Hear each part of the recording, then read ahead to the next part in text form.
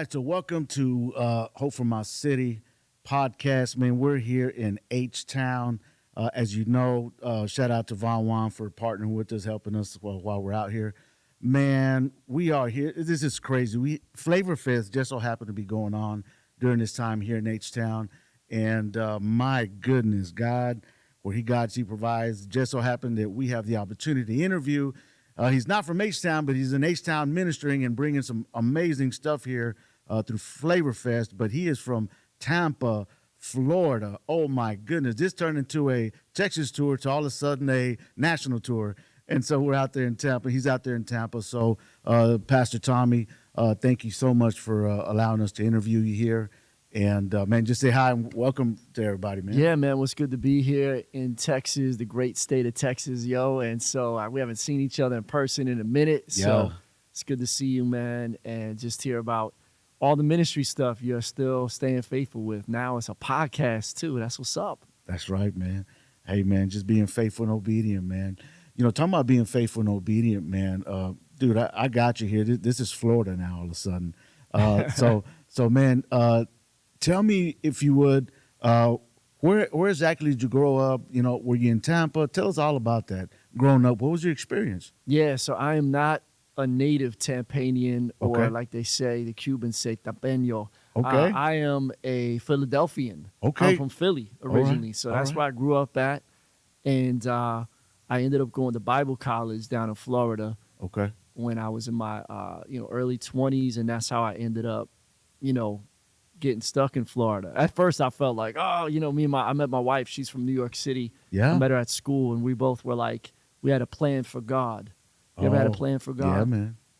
How did that work out? That's Not how too we well. joke Yeah. around, right? Yeah, Yeah. not too well, yeah. So I was like, we're going back up north. That's what we thought when we finished school. Sure. But God had other plans. He didn't open up any doors up there, but he opened up doors at this little church plant that had just started in the city of Tampa called Crossover. And they had never had a youth pastor before. And so, I said yes, followed the Lord. Yeah. And we've been there ever since. Wow, man. 28 years ago, bro. 28 years ago. Yeah, man. So were you in, what was your career path at that point? You know, going to college? I mean, what was going on there? Yeah, so I went to Bible college. Well, first Right. year was like I was just going to school Yeah. to try to like figure out what was going on. I wasn't even following Jesus fully. And second semester, the Lord got a hold of me, put a call to do urban ministry. Okay. So I switched schools.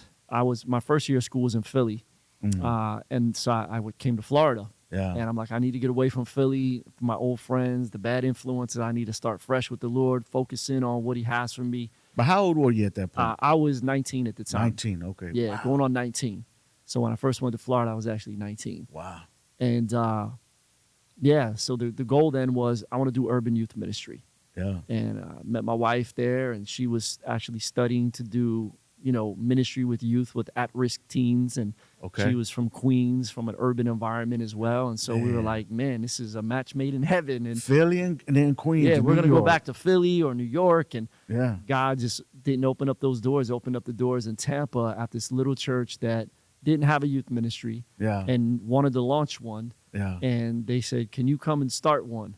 And the church only had a handful of people in it. And there was really only one teenage girl that attended the church with her dad. And so the pastor was like, listen, we don't really have any teenagers here hardly, but we do this kids ministry in the projects, and we have all these kids that we minister to. But once they become teenagers, we lose them to the streets because Yeah. we don't have anything for them. So if we could really just, minister to these unchurched kids in the community.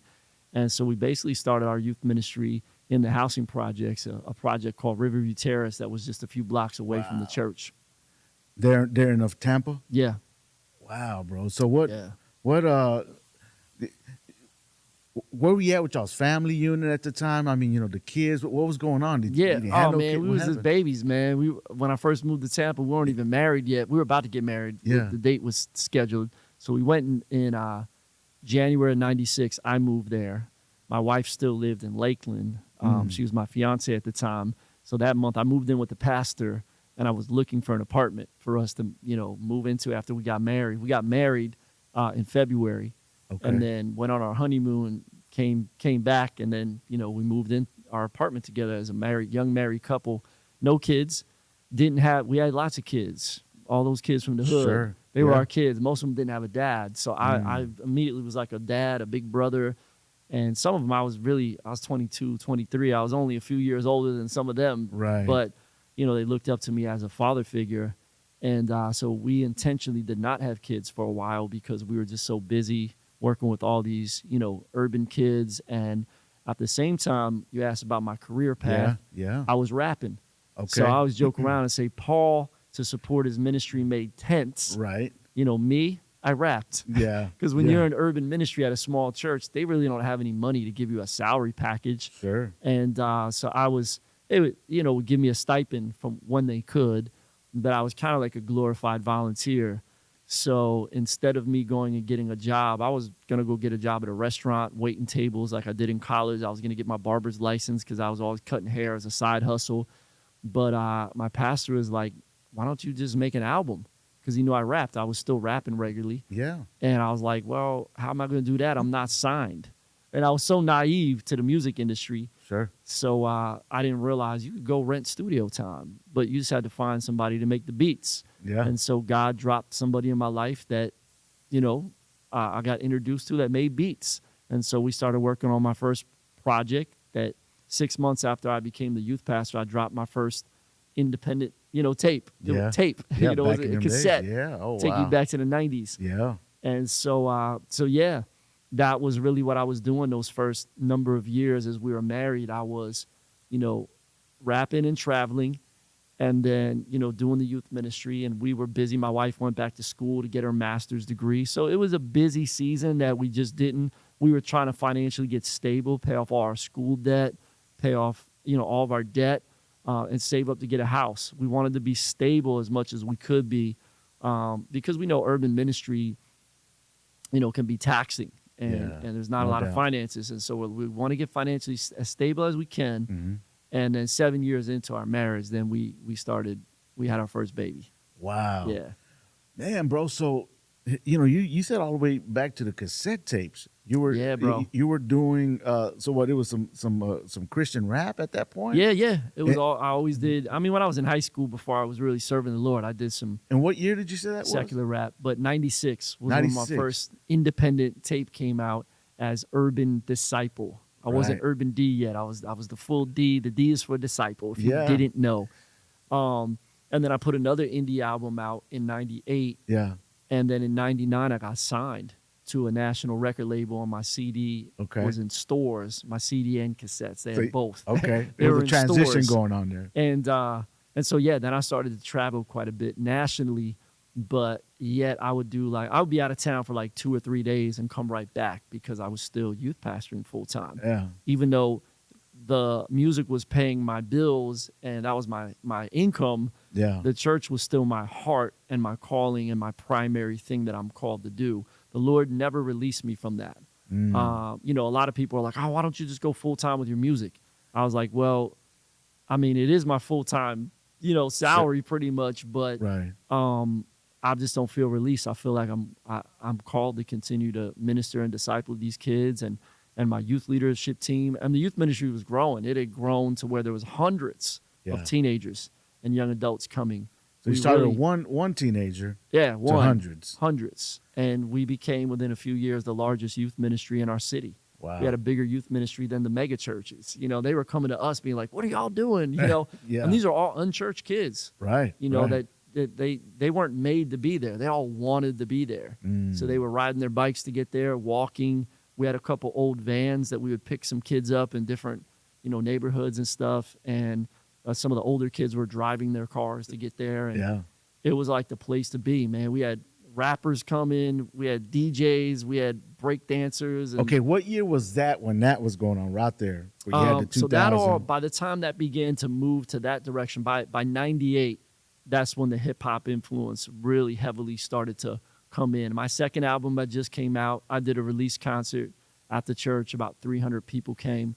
And a lot of people from that event were like, oh my gosh, they discovered the church. Oh, wait, you have something here every week? Yeah, our youth service. Yeah. Every Thursday night. It's with a hip hop flavor. And so like a DJ started coming. He started bringing his turntables and was DJing every Thursday night. We incorporated the DJ with the worship team because we didn't have a band. Yeah. And so the DJ became the band. We would use instrumentals that had melodies and harmonies in them that, you know, the worship team would match up songs with it. And, you know, like that was like an epiphany moment because our kids didn't want to do worship. They didn't want to sing. Yeah. Because, I mean, we had somebody that would play drums and we had a keyboard player and it wasn't really that great anyways. Yeah. But the kids, we'd be like, everybody stand up. And they'd be like, ah. And then as soon as the first song was over, they'd all sit down. We're like, no, we got 2 more songs left. Stand back up. Like, it was just like pulling teeth to get them to worship. And I was tempted at many times with the leadership team. I'm like, maybe we shouldn't do worship anymore. Like, the kids just don't understand it. They're not into it. A lot of them aren't there yet. Some of them are baby Christians. A lot of them aren't even Christians yet. Maybe we just need to have a rapper and some games, and then we need to preach the gospel, and, you know. But that it's just such a downer, that section of the service, like that no one's engaged. And just trying to figure it out. Discouraging, man. right? Yeah. And it was hard to get musicians and singers and that were good. And so all that to say, when we had the DJ, they came up with an idea that said, hey, why don't I come a little early and bring my turntables and maybe we could match up some beats with some songs, you know. Because the keyboard player just stopped coming. We didn't even have a keyboard player. So we were singing a cappella, and it was not the greatest, right? So I'm like, all right, cool. Well, I'm willing to try anything at this point because like worship is like, I don't even know if we're going to keep doing it if we don't figure something out. Right. So that night, him and the worship director got together a little before service, matched up a couple songs, and bro, we sang the same songs that we had been singing the other weeks that the kids didn't want to sing. Wow. But because it was beats with a hip hop vibe to it, it connected. It was culturally their language. It was their style. Right. And they didn't want to stop singing. Like when we got done to the 3rd song, they're like, yo, can we keep going? And I'm like, what? Yeah. Like, and they're all standing up. Yeah. And then on the way home, when I was driving one of the vans, the kids in the van in the back were singing the songs, the worship songs. Yeah. And I'm like, they never did that before, but it was because it was indigenous to them. And so the light went off to us, was like, yo, we got to incorporate hip hop into every element. And this will really reach them and teach them to worship. And this connects. Now, what we did learn, let me say this, is we were using some like unknown beats, some Christian beats, and some secular beats too. Gotcha. We were experimenting. We didn't know. Right. And the secular beats, of course, it was just the instrumentals, but it was distracting. The kids were coming to us. These are new Christians, and they're like, hey, you know, you're telling us not to listen to that kind of music, but you're playing instrumentals, and, you know, it's bringing me back to, you know, the old music. I'm thinking about the lyrics, and some kids behind me were singing the real lyrics, and like, you know, and so we had, these are unchurched, these weren't church kids that were like all like, you know, trying to be holy and like, you know, legalistic, like can't play that music. Right. These were like unchurched kids that were like, yo, that's confusing for us. Wow. And we listened and we're like, oh, okay, yeah, you're right. Yeah. We hear you. So that's when we made a rule like, yo, we're just going to use Christian beats or like beats that are totally unknown. That's not going to be connected with like a radio song that people are going to, you know, think about the other words that it's from. Right. So, yeah, those are just like some early days of ministry. Like a lot of stuff is trial and error, man. We were just learning and trying stuff out carefully and prayerfully. Yeah. And we quickly made changes when, you know, we saw that things weren't doing what they should have been doing. Bro, so, you know, you're talking about the hip hop, you know, industry and then the Christian part of it. And man, that's way back. I mean, that reminds me of like, that's when, you know, Lecrae, you know, they had the 116 stuff with Tadashi around that time, ain't it? When they came out with 116. It was even a little later than that. The late 90s. I mean, I was saying late 90s. Lecrae first came to Flavor Fest in 2004. Yeah. That was his first time to ever come. And Lecrae, and he said this is documented. Yeah. He submitted to be an indie artist to perform in one of the 5-minute slots. Is that right? We've been doing that since the birth of Flavor Fest. We still do it today. When did you start Flavor Fest? The year 2000. In 2000. Yeah. Okay, so thanks for clarifying that. So since you've been doing it since the 90s, what was the you had to take a lot of bullets, bro. Yeah, And- pioneers always do. yeah, can you talk about that, bro? Like how so? A lot of people may see you now Yeah. or even hear your story, but not understand Yeah. all that on the front end. Yeah, the first major media article we got featured in was in 1999. Okay. And that's when the youth ministry really was popping and had the hip hop flavor. All these breakdancers were coming. And somehow the news found out about it and came with a camera crew. And, we were on the Channel 8 news at 5 o'clock, and we were on the front page of the newspaper. It was called the Tampa Tribune. And back then, a lot of people read the newspaper. This Right. is, Sure. 25 years ago. It's one of the main ways of communication where everybody would see it. It was before the internet Yeah. was really popping, especially with news. So, man, that brought a lot of attention to us. I mean, literally the week that article came out, like the next week we had like 100 visitors at church Yeah. because they were just like coming to see, like, oh man, I saw this on the news and I wanted to come see it. Or I'm bringing my kids to this. They're into hip hop Yeah. and they need God, or like, Yeah. oh, my kids want to learn to break dance. And is this where the break dancers are? Yep, come on. We're going to teach you about Jesus and break dancing. Right. So, but with that, there was definitely some haters. And there was some other Christians in Yeah. town. It wasn't non-Christians, it was Right. Christians. Even I got a letter, got my first hate mail. G. Oh, okay. This youth pastor from a very fundamentalist church Okay. sent me a letter saying how, like, I was leading all the kids to hell because of the music and the style that we were doing, and it wasn't of God, it was of the devil. Those beats are of the devil, and how Yeah. could I? And Yeah. and so, man, my heart was heavy from that. I was young at the time. Yeah. That was the first time I knew people were talking about us and stuff, but that was like, I just kept reading the letter. When you keep looking at something again and again or Yeah. replaying the thoughts in your mind. Yeah. And so one of my mentors at the time, I hit him up, and it was an older gentleman, Hispanic guy, my man Jose Beretta, and he was like a youth ministry OG in the city. And so I hit him up, and I'm like, hey, bro, I just got this letter, and I explained, like, where's it from? Who was it? And so he's like, listen, man, I know that church. He's like, don't even worry about it. They're super fundamentalist, super ultra conservative. They have a Christian school there. They don't even let the kids listen to Christian rock. Everything's of the devil. Like, Yeah. they think hymns is the only way. And it's not even going to be fruitful for you to engage or hit them back because this is Right. how they're taught and it's all they know. And you're not going to tell them otherwise. Just pray for them. And he said to me, just keep doing what you're doing and the fruit will speak for itself. And just keep doing what God's called you to do. And so I'm like, all right, man.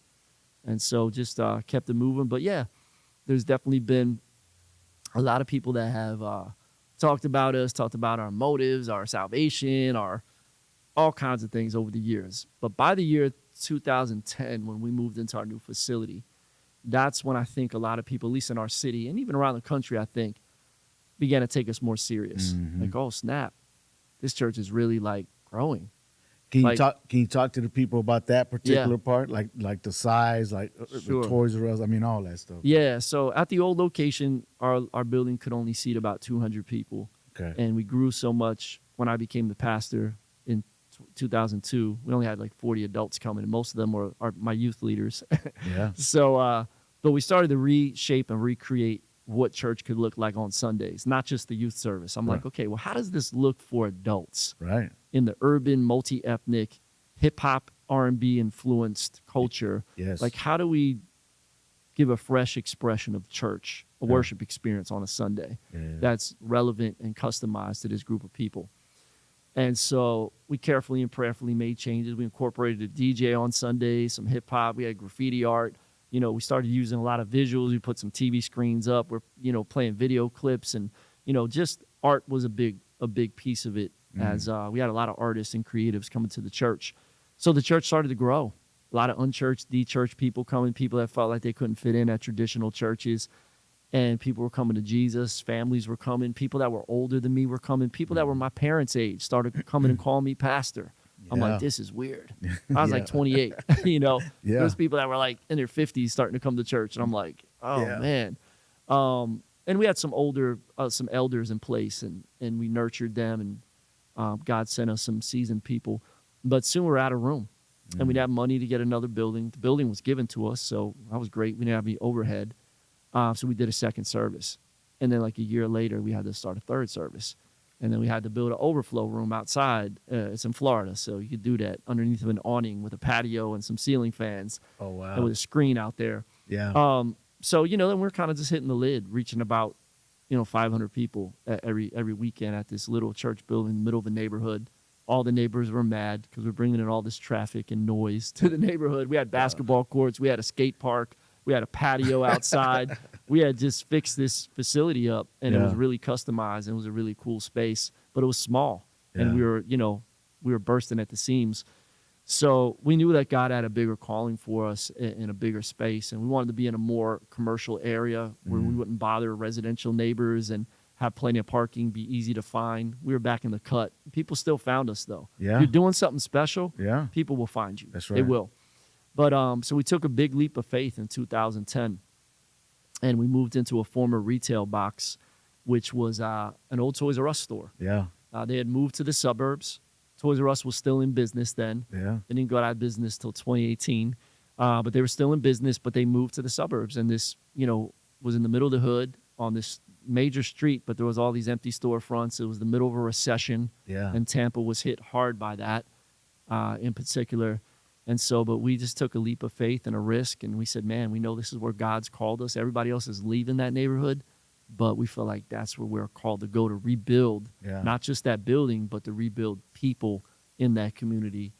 And that's what we did. And God has done some amazing things these last number of years. Yeah, man. What's the square footage of that building that y'all moved into? The building is 43,000 square feet. So if you take that into a little bit over 43. So if you take that into consideration, it's almost an acre underneath of a roof. An acre is 45,000 square feet. So it's a big space. It was an empty shell. Yeah. So meaning like when you walked in, you could see the concrete walls all the way around because, Toys R Us was an open floor plan, some stock rooms that they tore the walls down. So so we had a basically an empty canvas to paint on, a blueprint to create and build the place exactly like we wanted to. And so now, or in y'all's time being there, what has been one of the highlights as far as people, bringing people in there? What's it look like, at its fullest capacity? Yeah, it's been a beautiful journey. It was hard the first few years because there was a lot of new dynamics. We had some construction debt, a lot of financial pressures that were new that we didn't have at the old location. Hundreds of new people came at once, and that was a lot of new culture that was happening, and we're trying to like keep up with everything. And but with God's help, we figured it out. Yeah. And we got stable, got our feet under us, and kept getting healthier and healthier as time went on. As a leader, of course, you make some mistakes and go back and like, man, I could have handled this differently, did that differently. But overall, the Lord's grace was with us.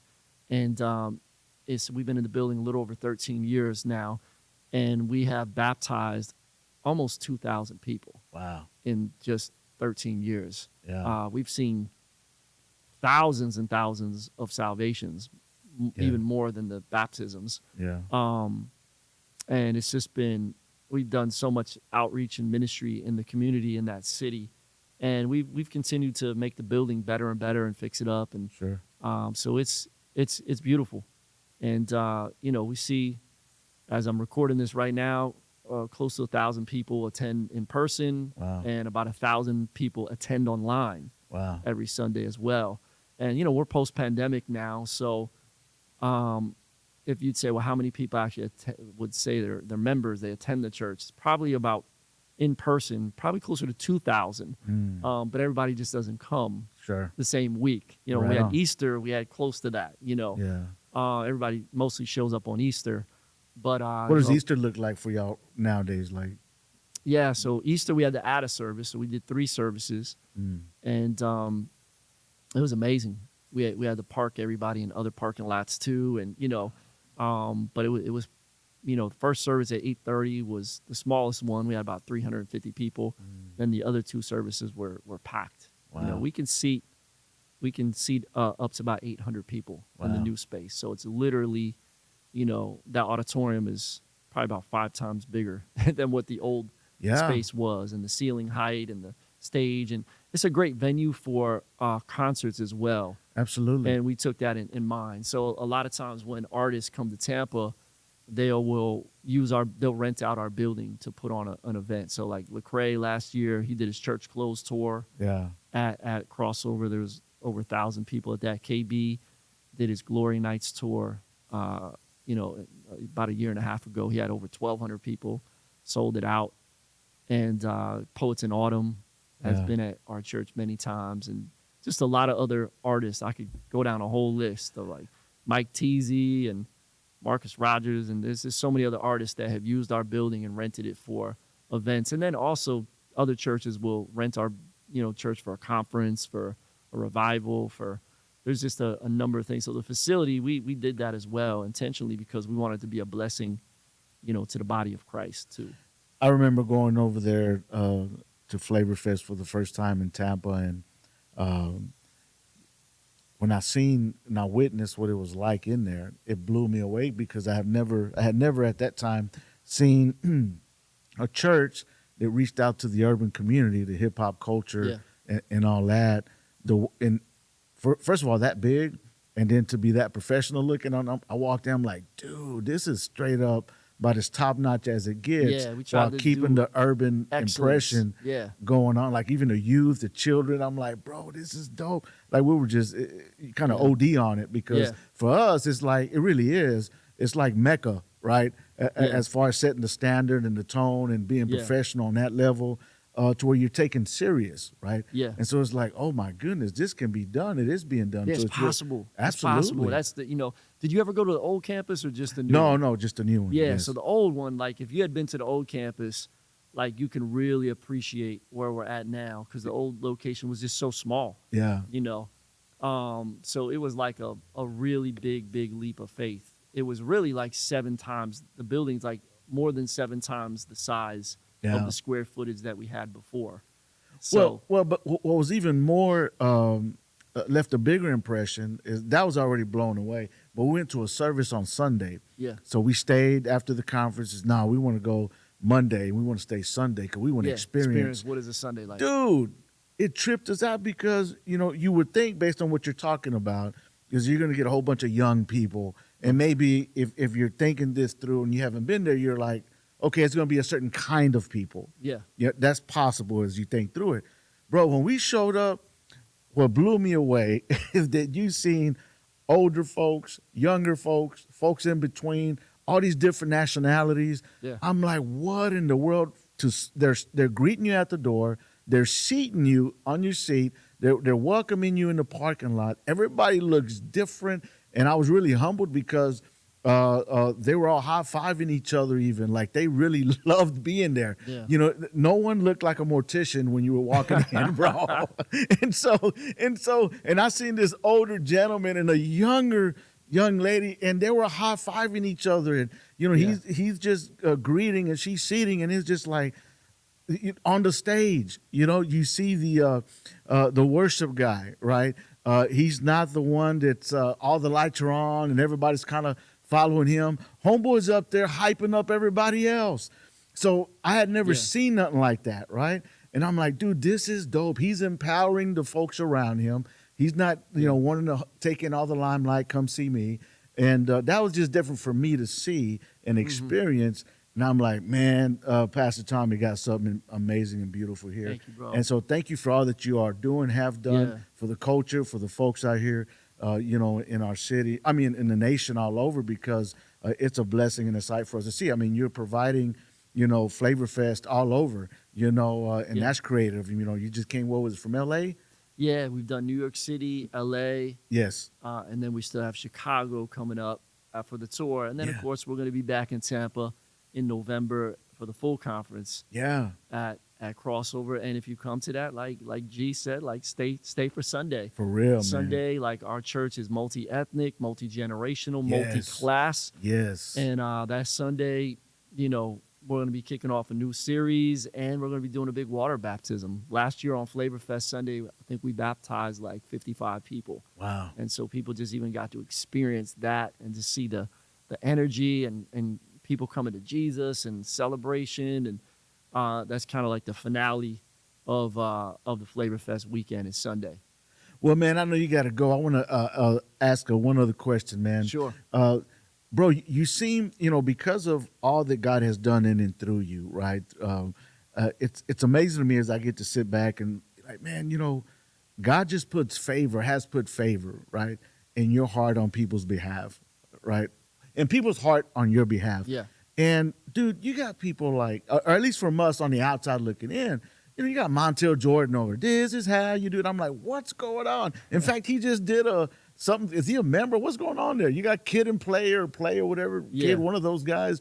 And it never ceases to amaze me, just the different folks, man, that cross paths with you, that partner up with you, that just come alongside you, or that you get to pour into. Yeah. And I just think that's as Lecrae would say, that's an anomaly a little bit. Yeah. We don't see that too often. First of all, we don't see the ministry like what you have provided and are providing too often either, man. You're the GOAT in my humble opinion, you, bro. When it comes to this stuff. But can you speak to kind of all that, like the influences and the people that you've been able to pour into, that poured over you? In fact, one of the things that have really respected me, I believe that leaders are learners, right? Yep. And being able to speak at Saddleback, and get with all those guys, Doug Fields and Josh Griffith, being able to be with some of those guys, Nelson Searcy, learning and growing, and then to know that you've been in part of them circles, man. And I've even sat up under your coaching deal. I sat up under Pastor Riggs, up under Nelson Searcy, and then with you, I'm like, oh, dude, this is the urban flavor to it with the systems, man. Can you kind of speak to that right there, if you would? Yeah, so I would say, like, one of the gifts I have that God's given me is to be a connector. Yeah. And I love to connect other people and provide platforms and create platforms. So, like, Lecrae, came to Flavor Fest in 2004 and was an indie artist that we chose to have a 5-minute set. And he said many times, Flavor Fest was the first music festival I ever performed at. Wow. And through that, like the demo CD that he sent in, as each submission artist did, we gave that CD to the Cross Movement and said, yo, you need to check this cat out. And they had already, I think, heard of him. Yeah. But that was like another tap on the shoulder, reminder that they ended up getting in touch with him. And then he ended up signing a deal with Cross Movement Records, which they were the GOATs during that time, during that season. And he came up under them then, and as they started to wind down and get ready to retire, he was continuing to grow, and then he got his own distribution deal. Yeah. So fast forward 4 years later, 2008, he's back at Flavor Fest as a speaker in one of the sessions and as a headliner of the concert. And we had a young guy from our church that had amazing talent and had a group called HGA, and we intentionally put him up right before Lecrae in his set, and his name is KB.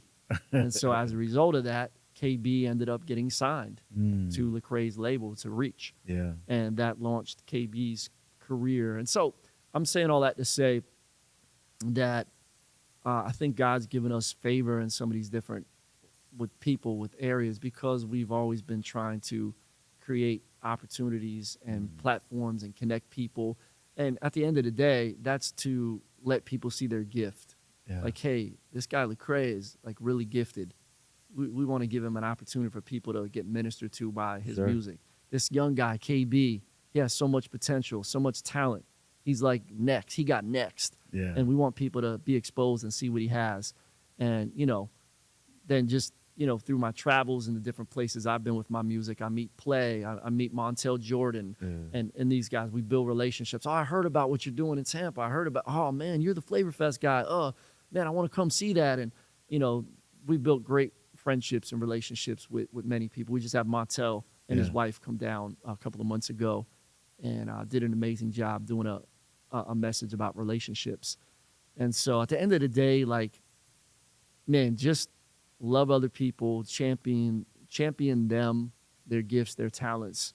And God will open up doors for your gifts, and he'll make space and room for you. There's enough room for all of us. We all have something unique to bring to the table.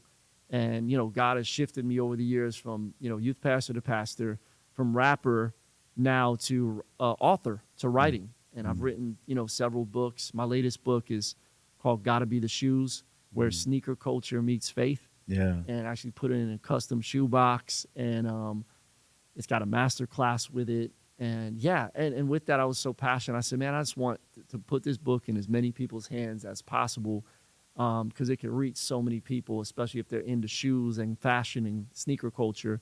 And so I've been giving the book away through the website freeshoesbook.com.